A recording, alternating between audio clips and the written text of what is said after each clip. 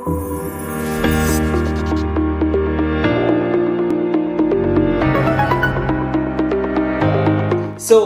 AIUC-1, it feels like it came out of maybe a need for securing and actually getting an understanding of AI agents, because I think, well, the idea around AIUC is to secure and certify AI agents, not specifically AI systems.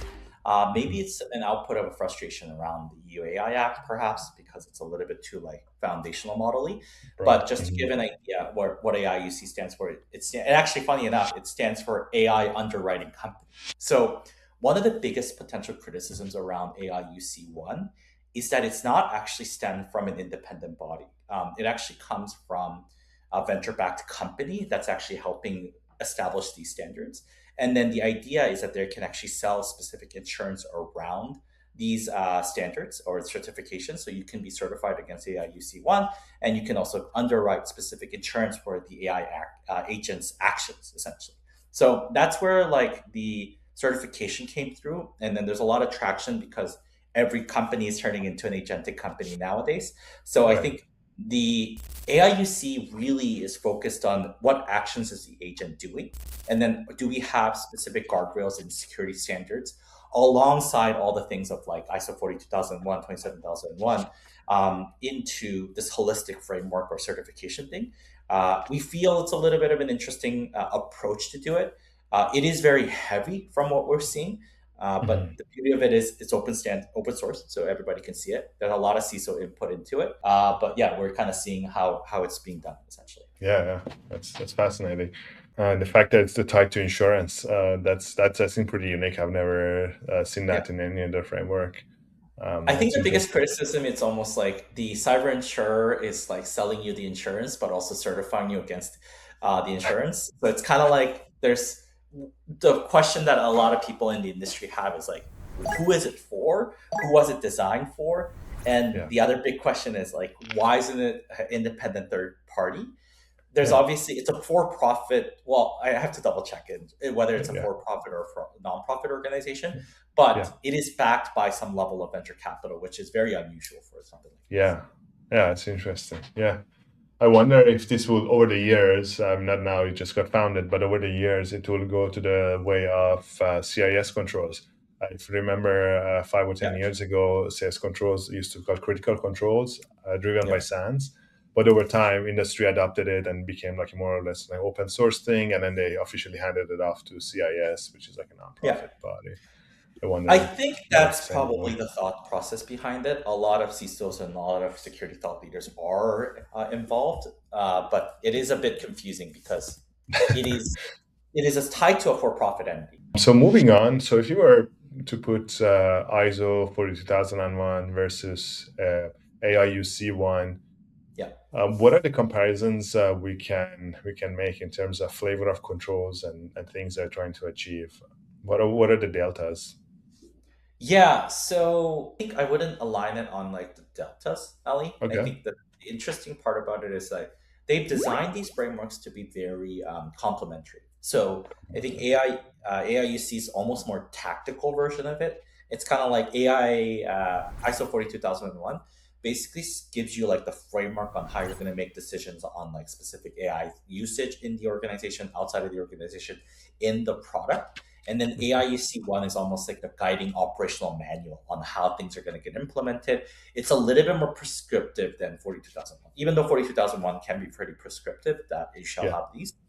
AIUC-1, from what we see and what I've read through it, is like it's a little bit more tactical in nature. It's like you're going to have monitoring on these agents. You're going to have, it's step, whatever it is. So it's a little bit complementary. So I think a lot of people confuse it as like they are competing to each other. They are very complementary to each other. They feed on of it, and it's almost like they're trying to create this like master framework. The only Yeah. thing that I would have a little bit of a hesitation on it for on AIUC-1 is that it's so focused on AI agents. Like a lot of the controls that are listed there, you might just certify the AI agents, but you might have really bad security practices across the board or AI Oh, governance I practices. see. Yeah, so like That's it can be a interesting. little bit myopic, and I think that's actually a potential risk that I see with the AIUC one. Oh, okay. Interesting.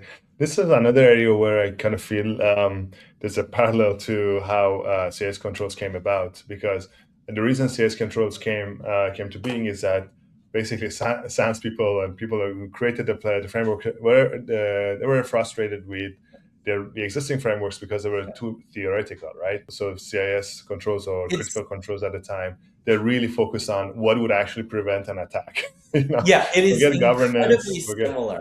Yeah, and then I think one right. of the things that AIUC1 makes you do is also like they have to do like the specific penetration testing on AI agents. Exactly. It's like really Like, tactical. Like, yeah, it's very tactical, but like Ali, you and I both know like pen testing, scoping a little bit thing, like that yeah, doesn't it doesn't tell you too much of the whole story. There's a lot more to like actually testing something, right? yeah.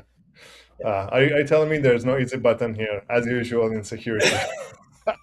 Like in our industry, we always say like it depends, right? And it's like Yeah, the worst answer that we give to our customers, and like customers yeah, ask, and like it is probably the worst output that you could do. But at the same time, there's so many nuances, and like there's yeah. so much noise that we see as well. It's like so much fake information that just I think it is a little bit of like paralysis of choice. There's too many choice. There's too many Right. things that they can explore, and it just feels overwhelming. Yeah, Yeah, yeah, for sure, for sure. No easy answers and overwhelmed. That's where security yeah, thrives. yeah, yeah. Exactly. Yeah, that's right. Yeah. So yeah, I was looking through the some of the text around AIUC-1, and then I saw things like tool call safety is like really, really specific, which is Yes. I guess nice if you are Yeah. if that's a level of thing that you need to worry about. Yeah. Okay, but whereas ISO 42001 doesn't get to that level at all. It does not. Yeah. No, yeah, okay. And then in terms of buyers, I think you answered it a little bit, but maybe you can kind of summarize that. So if you're a CEO, CTO, you want to have some kind of certification around your AI practices, which is a framework that you think they should consider first.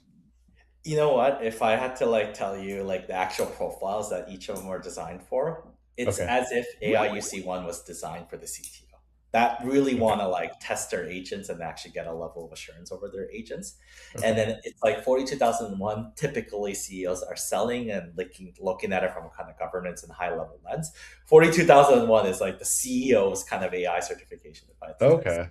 Yeah. Yeah, I love that framing. Yeah, CEO is like the ISO one, which is Yeah. broader, and CTO is like tactical technology. Correct. Yeah, exactly. Okay. Okay. That's a great answer. Okay, cool. Okay, so moving on, can we briefly touch on NIST AI risk management framework? This has been a framework that's been around for I think a year or two now. Yeah. And so, where do you see that one fit in this conversation? So now we're having three frameworks vying for attention. I mean, it shares so many elements with the EUAI Act, like that it's Okay. like almost two for two, in my opinion. But Okay. I personally, when it first came out, I know it's going through like a lot of revisions. There was the draft version and like published version and all these type of things that are happening. I personally thought the AI RMF was actually one of the best frameworks because NIST, in their great wisdom, and I really love the NIST framework as a whole, is incredibly prescriptive. And I suspect that like a lot of the AIUC items have taken a lot of inspiration from the AI RMF as well. And Okay. like they've taken the principles of just the NIST RMF itself into AI, which I think is actually a really good approach.